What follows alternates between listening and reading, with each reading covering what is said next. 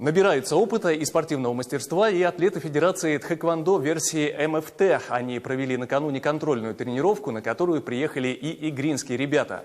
Там это направление, как выяснила наша съемочная группа, очень популярно. Смотрим наш сюжет. Молодые атлеты учатся преодолевать свой страх. У многих это первый опыт выступления. Нервничал и наставник игринских ребят Алексей Абрамов. Он привез в Ижевск новобранцев, которые только начали осваивать этот вид. За 2 года мы уже собрали более 50 человек. И у нас занимаются дети с таким удовольствием.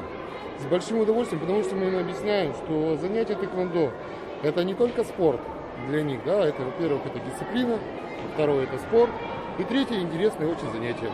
На Даянге молодежь выясняет отношения. Все согласно правил тхэквондо. Они выбрали этот вид единоборства по собственному желанию. Хорошо выступил ижевчанин Камиль Галеев в разделах туль и в спарринге. Он, кстати, спортсмен уже титулованный. В ноябре в Москве на первенстве России завоевал бронзовую медаль. Я нервничал, получал удовольствие от того, что я хотя бы победил. И я радовался. Ну теперь вера в себя тоже появилась. Да.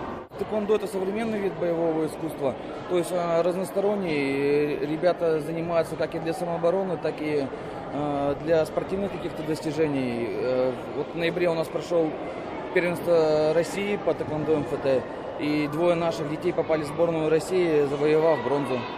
Всего в контрольной тренировке приняли участие более 100 ребят, и не только из Удмуртии. Фаворитами были местные атлеты.